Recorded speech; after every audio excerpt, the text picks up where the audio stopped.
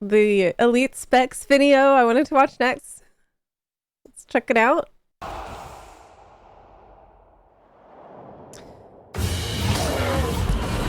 Is that Mirage? There are several What I things just that made? we actually try to achieve with each elite specialization. This is One of only the like a 5-minute video. first is that it feels like it's significantly changing the profession that they're playing, some of the core profession mechanics. I think there's a lot of different avenues we can go down for that. Sometimes it's looking to types of playstyles that we haven't explored yet for that particular specialization. By doing so, it feels largely like a new profession that you're playing. I think it really opens things up to players to do what they want to do and feel really awesome about doing it. Each elite specialization kind of comes from a different place. Some characters, they come from name alone. When we were developing the Mesmer Elite specialization, Tell me someone about in that. one of the very early sessions spitballed the name Mirage. It was like, okay, they had just won. No one else was going to say anything that was better than that. It gave us the sense of dodging, the sense of not being there when you think it's there. It gave us a lot of ideas for how we wanted the utility skills to work. It gave us a sense of the weapon that we wanted to work with it. Whereas something like the Hollowsmith came from a lot of examining different types of game mechanics that we could give to the engineer. We try to keep things as fresh as possible by exploring into spaces that we find each of the professions lacking. Necromancers have never had access to anything supportive or party-based. That's kind of something that we're now giving them the option to do with the new specialization. So this A is lot skirt. goes into making elite. Is it like, it's just a stupid question to ask. You can't ask, is this a healer? We've already learned that healers are tanks and tanks are healers and everybody can heal and tank. It just doesn't make any sense. This question doesn't make any sense. And go worse. Specs Don't even worry happen. about We that. work with concept artists to try and make sure that the feel is Support? right and that it's Question mark? expressing the right types of moods for the specialization. We work with the raids team if there's a problem with one of the mechanics we're having that might influence raids or World v World or PvP or so. You know, we'll develop particular aspects of a specialization more or less depending on some of the feedback we get from other design disciplines. But at some point, we have to kind of tie things off from a design side and hand them off to other teams. And that's kind of when the elite specs start coming to life. When you're doing new sounds for an existing profession, you want them all to really fit together and feel it's part of a whole, but you still want to interject something new and a little bit different. Oh, that's interesting. Wait, which sound is the... Which elite spec has the sound effect of a trash can that you're pulling across the floor? I always enjoy What's going anything Mesmer related because, you know, I really went crazy on creating very disjointed sets of tones for the Mesmer, so it's always cool to revisit that and try to add to that palette. Pull it. When you can play it as a complete package, it starts to feel really cool. Probably Yeah, one of the I do feel like the sound design and the sound effects is one of those things that you don't normally think about whenever you're actually playing. But if you spend a minute really listening into how, like, the effort that was put into making it all part of a coherent thematic package, then, like, I know this happened for me when I was playing FF. You start to see better into even the class identity because of the way that the sound has been designed. If it's been designed well, of course. I'm just still kind of puzzling over what the hell is happening here. we got grass. We got like a sack of potatoes or something. largest hurdles that we run into when developing an elite specialization is trying to perceive all of the consequences of every change that you're going to make to the core profession. We have a fairly limited space to work with, and we have to provide a lot of options there that all feel good to pick, while at the same time all feeling very distinct from each other. Everything that you do, everything that you add is going to have an effect on every single component. One of the crazier ideas we had was for the elementalist specialization, the Weaver. Because you can juggle two elements, we calculated exactly how many new skills that would end up being. And looking at that on paper, it's like, sort of there's no way we're going to be shamanistic. able to make this many skills. But I think the team really came together, and he ended up having just a lot of really fun and interesting It skills. that he seems can combine. complicated. It's kind of hard to get it just right, but we're definitely working toward the best feeling balance that we possibly can. After you've built this stuff, you end up playing it for a while to see how it feels. The Weaver seems really hard to play. Am I wrong about that? Sometimes you scrap it early, sometimes you stick with it for a while, then scrap it later, and other times it only needs a couple small adjustments to make it work the way you want it to. The Firebrand, the Hollowsmith, the Renegade, they It's five underwent head. like virtually complete revamps at multiple points in time. Utilities, traits, just about everything. The Scourge had to go through a lot of work. For a while, it was the case that people just wanted to stack the shades on top of one another. And we're like, hey, this is cool, but at the same time, we want to make sure that this character has like the grand field play. Like it's a puppeteer and allowing allies to survive and enemies to, well, to die, I guess.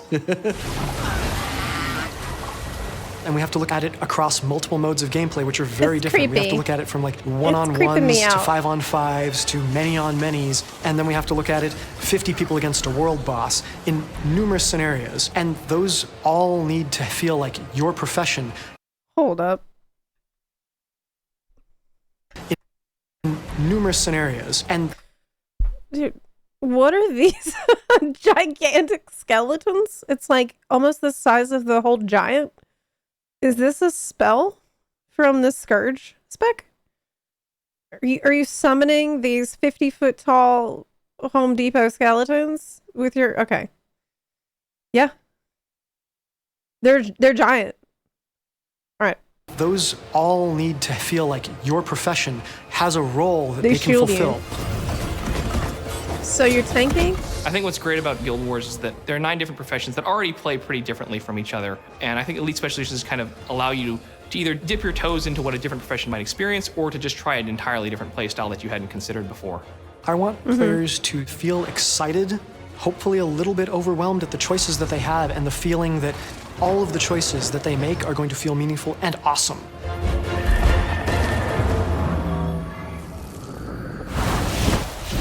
Nice. Yeah, I think I want to give Mirage a try. But I seriously doubt anything is going to pull me away from Virtuoso, which is just so perfect for me. And so much fun.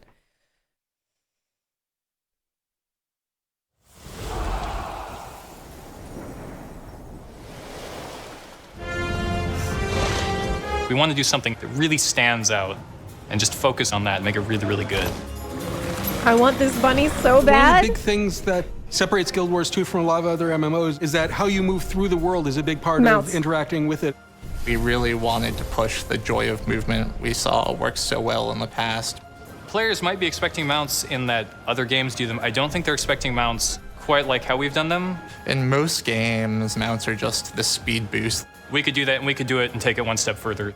The thing we're trying to do with all the mounts is have them have very different methods of locomotion. So it's not just an aesthetic change when you get a new mount, it's also a bit of a gameplay and game style change. So based. Your mount is effectively part of your character. It gives your character tools to move around the world and interact with the world in ways you couldn't before. What makes mounts the most fun is how they feel when you're riding them. And so we actually started with the movement abilities and really designed the mounts around them to a great extent. Different abilities that really stood out from one another without being overly complicated. We knew we wanted something that would jump forwards primarily at high speed. We knew we wanted something that would be more vertical. We wanted something that would give you a good experience on water. When we decided to add mounts, then decided to give them these movement Wait, Bunny is the first mount I'm gonna get. Feels bad because Bunny is the worst mount. That's what I've heard people say. But not for me. For me, it's the best. I don't even care about if it's, best or not. It's a bunny that makes it best. tools. It had an effect on particularly map design. The new maps that we'll be adding in Path of Fire are actually much larger than our normal maps. We wanted to make sure that the environments were big enough to feel like you were traveling great distances. They really take advantage of the mount's faster movement speeds, movement abilities. Then we could really go back and start to carve out the specific jumps and areas tailored for each mount. A lot of our terrain is got a lot of shortcuts and hidden nooks and crannies. There's more variety in these maps than we've ever had before. Because of the variety of mounts that you When get. we were first coming up with our current set of mounts, it starts from finding a creature that also works with the movement mechanic. And then usually a concept artist will go out and mock up some concepts of like what the mount could be. I was amazed I wonder what at were some, how well the art team pulled out the personality for every like- single mount. Got the cool one, I wonder what was some concepts they decided against that were considered, but we the didn't. sleek one, we got the cute, amicable one. Some people had some reserves about how cute the giant bunny was. I personally had doubts that a giant rabbit would really fit into the Guild Wars universe. I Hey! absolutely love it, and I am thrilled that there is a place in Guild Wars for cuter things. A good mount is something that you could fall in love with. The giant rabbit belongs anywhere, especially in Guild Wars 2. With something that complements the design of your character. The one thing I really want players to think when they first experience a mount is that sense of connection. That's easy for me with a Audio bunny. made a big difference for mounts. It really helped them come alive. What are The you way I really doing? approached mounts from the beginning was to try to give each one of them their very own sense of the proper weight and scale. What is going on? He can't even do it. He's laughing. Oh my god. That's probably that's the craziest room to walk into in the Guild Wars office. Like, how do we make this sound? I don't know. Try sucking on a straw for a little bit.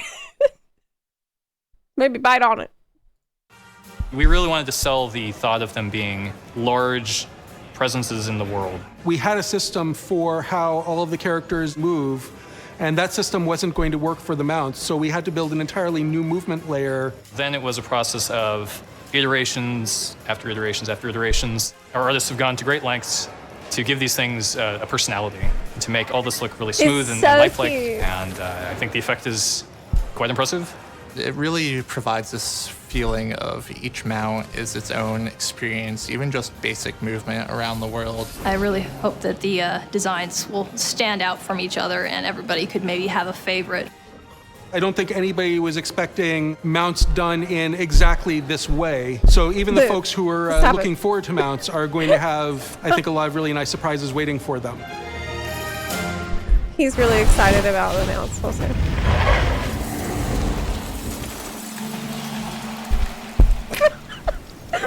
You gotta cut it out. That was awesome. This is about story. It's another dev diary for Path of Fire. Hopefully, I mean, I assume it's safe to watch because you're watching it before playing Path of Fire. The assumption. It's 4 minutes.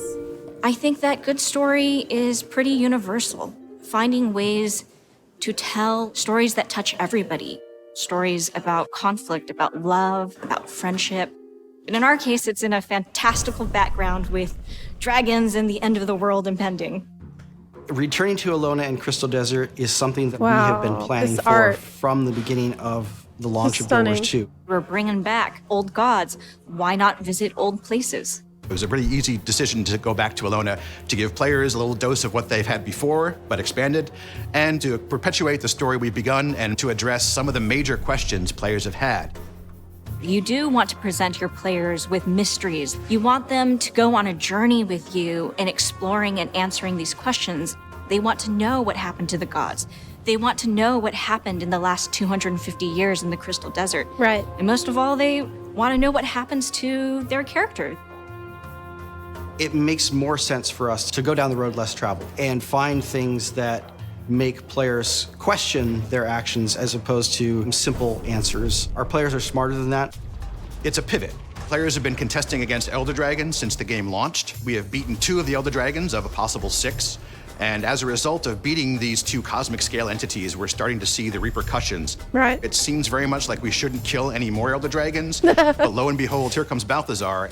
The Crystal Dragon Kralkatorrik is one of the only viable targets left. We received a vision from the Eye of Janthir that showed Balthazar active in the Crystal Desert, apparently hunting Kralkatorrik.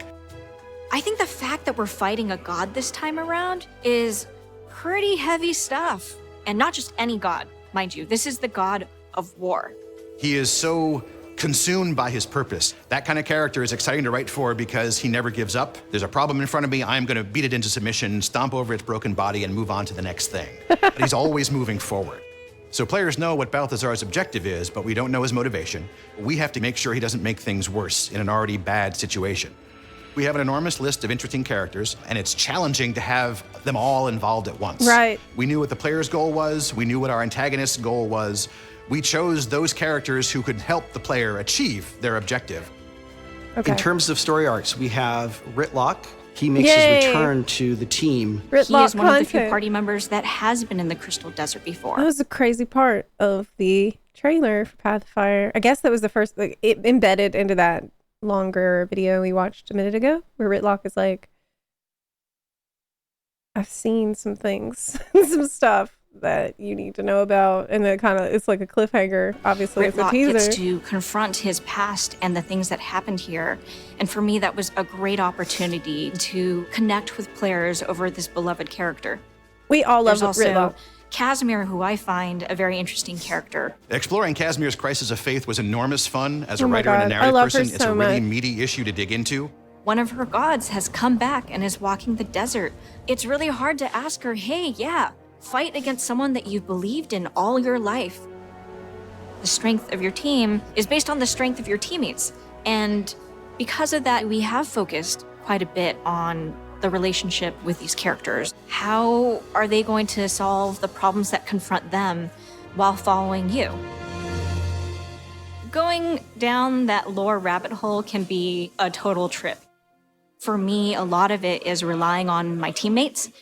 Story is absolutely a collaborative thing. We talk about what is this person's internal struggle? Would it be believable if this character used this weapon in this fight? Wow. And once we all agree, then it can be really awesome in that we all hit it at different angles. We ask. Holy shit. That is amazing. We ask each other, you know, what's going on with this character internally?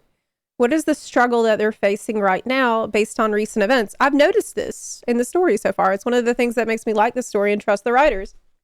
Like, if a character's been injured, it comes up.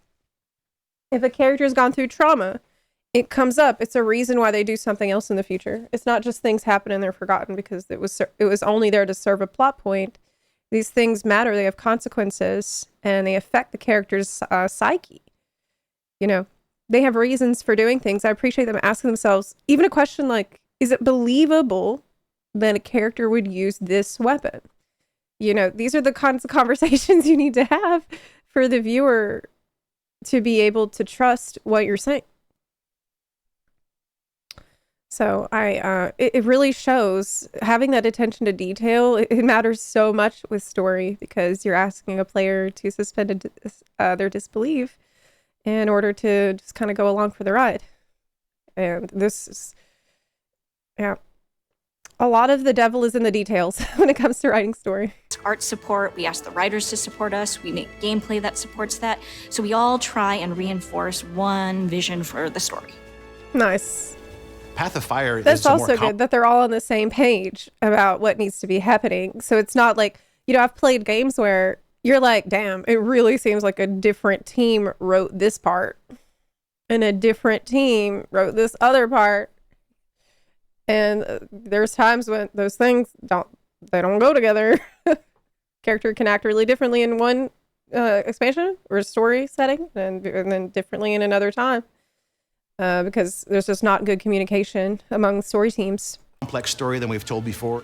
Once you enter the desert, you're not going to want to leave, and that's what I'm hoping the genuine reaction is. Is that how I'm going to feel? I really want players to feel excited about being in this new part of Tyria finally. I want want to them to leave. feel an even greater, deeper connection to these characters, that they're growing alongside them. Awesome. Hell yeah. Nice. Cool. Okay. Awesome. Well, that is super exciting, and I cannot wait to start Path of Fire. This is a big reason why I felt super motivated to try to get my Guild Wars 2 Impressions video out as soon as possible so that we can let everybody know Path of Fire is the very next thing we will be doing.